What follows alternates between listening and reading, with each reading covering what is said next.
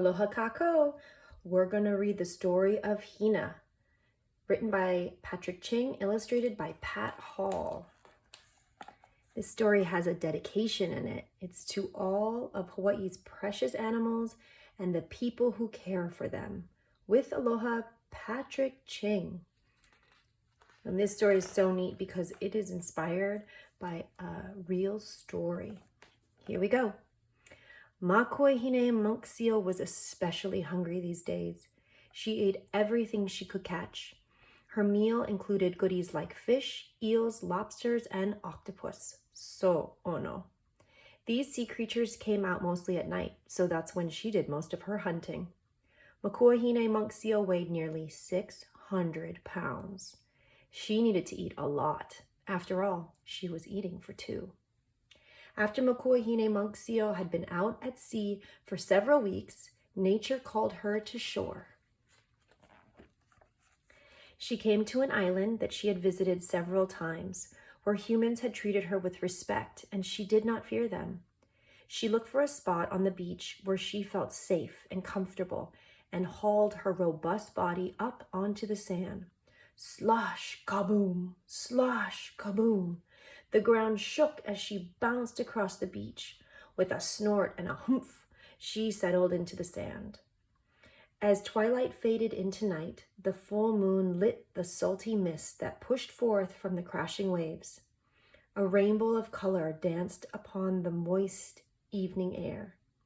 The people of the nearby town had little clue that on this night, something magic was about to happen. What's going to happen? Morning's first light unveiled the miracle of life, and astonished beachgoers could not believe their eyes. There, beside Hina monk seal, was a jet black pup with a birthmark in the shape of the full moon on her left hip. Hina monk seal called to her baby with a deep, loving "Ba." Baby replied with a high-pitched "Bop." The news spread fast. People in the nearby little town were familiar with monk seals, but they had never seen a newborn. In no time, the local newspapers and TV stations sent reporters to cover the story. Townspeople called the infant seal Hina. They felt Hina was a good name, since Hina in Hawaiian means shiny gray, and the baby was a shiny moonlit gray. Once, a couple of rowdy dogs came running up to the seals, growling and barking. Hina cried and hid behind her mother. Hina monk seal showed her teeth and growled back at the dogs. She was not afraid. Besides, a bite from an adult monk seal is like a bite from a 600-pound dog. In fact, some Hawaiians call the monk seals Ilio Holokai, which means the dog that runs in the sea. The rowdy dogs were soon caught and taken away by the Humane Society officers. From then on, townspeople kept their dogs away from the seals. That's a good idea. The neighborhood leaders soon set up a volunteer task force to watch the new mom and pup around the clock. The volunteers made sure that curious onlookers kept their distance and did not disturb the pair. Teachers would bring their classes to visit the seals and listen as the wildlife ranger told them about the life cycle and habits of the monk seals. The ranger told them that the seals were in danger of becoming extinct, and that they lived mostly on the tiny remote Hawaiian islands which lie to the northwest of the main islands. The ranger also reminded the students of the importance of not disturbing the seals so that they could get their much-needed rest.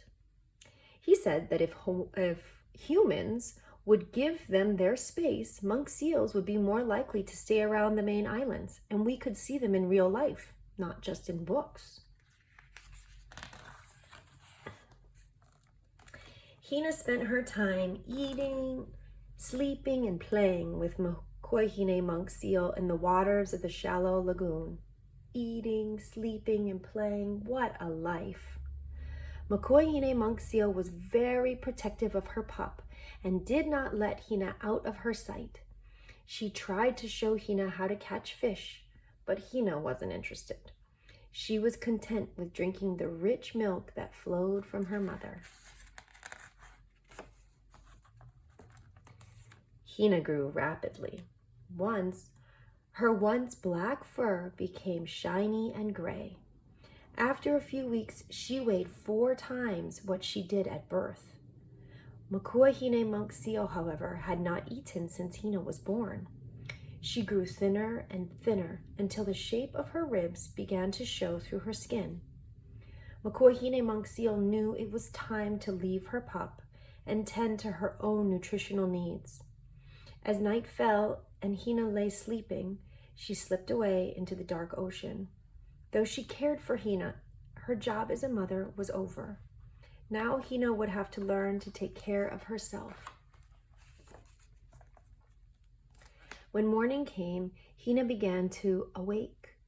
Still half asleep, she reached for her mother's warm body. She opened her eyes and looked all around.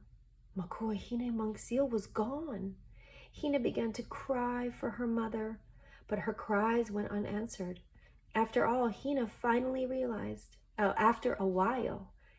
finally realized she was all alone. This is terrible, Hina thought. Who's going to feed me?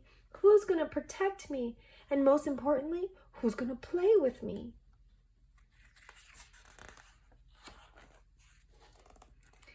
Hina decided to take action. For the first time in her young life, she ventured into the deep water beyond the reef in search of Makuahine monk seal. In the distance, she could see a shape. It must be Mother, she thought. I'll swim up and surprise her. When Hina got near, the shape became clearer. It wasn't Makuahine monk seal, but a happy little character named Niki Naia. Niki was a spinner dolphin. Naia is the Hawaiian word for dolphin. I'm looking for my mom, said Hina. She's lost. Niki chuckled. Your mama isn't lost. She's gone to take care of herself. And now it's time for you to do the same. Then Niki added, come with me. There's someone I'd like you to meet. Hina followed Niki Naia along the reef and through a maze of sea caves. I'd like you to meet Hairy Honu, said Niki. Honu is the Hawaiian word for sea turtle. Henry has been on his own since the day he was hatched. He never got to see his mama. How did you eat? And who did you play with? Asked Hina. I just did what came naturally, answered Henry Honu. Hina thought about this. Just what is the natural thing to do, she wondered. It was a question that Hina would have to figure out soon enough. With each passing day, Hina got thinner and hungrier. The blubber that she gained from drinking her mother's milk was slowly being used to nourish her body. The natural thing to do was now very clear to her. Instead of playing, she had to think about a more serious pastime, finding food. But what to eat? Hina thought. She remembered the days of playing in the shallow lagoon with Makuahine monk seal. Mama used to toss live sea creatures at me. I bet that was food. It was worth a try. Hina tried to catch anything that swam, but most of the fish were too quick for her. Then she turned to an easier prey, a sea cucumber. She approached the slug-like creature on the sandy ocean floor and bit into it. Yuck, Hina squealed. Her face was covered with the stringy white stuff that sea cucumbers squirt when they're attacked. Hina did not give up, but continued trying and soon became a good hunter. Among her favorite foods were delicacies like fish, lobsters, eels, and octopus. She found it easier to hunt at night because that's when most of the sea animals came out. She's just like her mama, huh? Hina spent her nights catching food and her days on the shore getting some much-needed rest. One day a man saw Hina resting. She must be sick, he thought. The man started clapping his hands and chased Hina into the water. Hina was angry. "Why can't they just let me rest?" she complained. "When I don't sleep, I can't hunt well. If I don't catch food, I'll starve." Hina swam away, and in a short while she saw a familiar shadow in the deep. "There's Nikinaita," she thought, and she swam up to meet him. Again, Hina was wrong. She was staring straight down the throat of a 12-foot tiger shark, and it was hungry. Tiger sharks are the Hawaiian monk seal's most dangerous predator. The shark chased Hina all over the sea, under ledges, into caves, even through a shipwreck. Hina was just about out of breath, and the shark was closing in. Rolling back its eyes, the shark opened its mouth wide to take a chomp out of Hina. Taking advantage of the shark's temporary blindness, Hina turned around and bit the shark right on the nose. The shark wailed, flailed, and bailed out of there as fast as it could. Luckily, Hina had known that a shark's nose is the most sensitive part of its body. Hina knew that she was lucky to get away from that shark.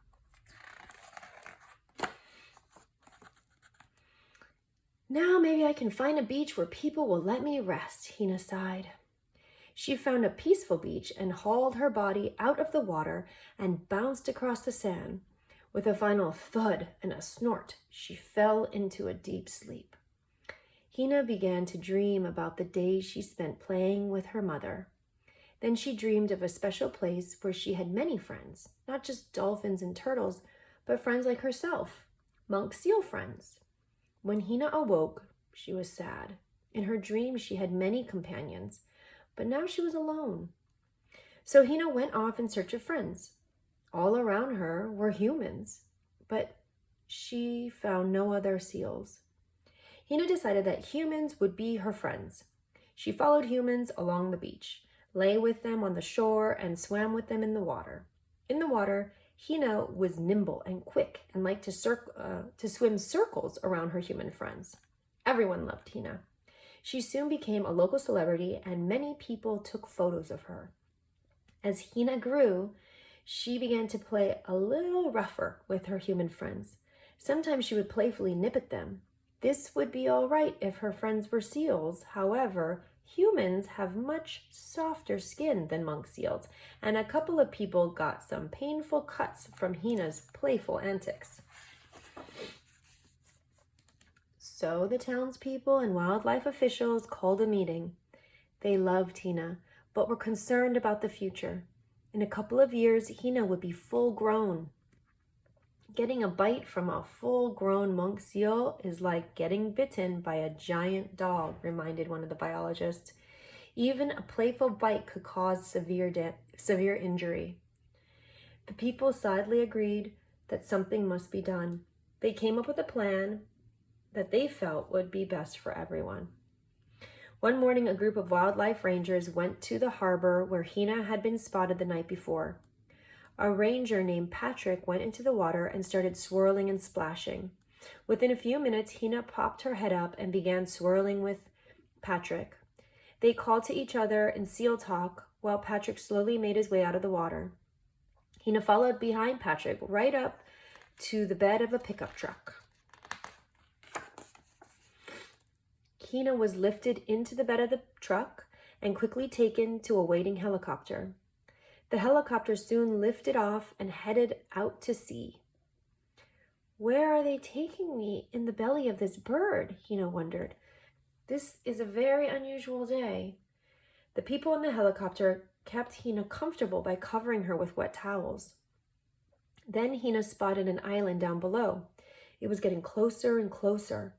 All she could think of was that she might never again see her friends and the island of her birth. The helicopter landed softly on the new beach. Hina was placed on the sand near the water. "This will be your home for a while," Patrick told Hina. "I think you're going to like it."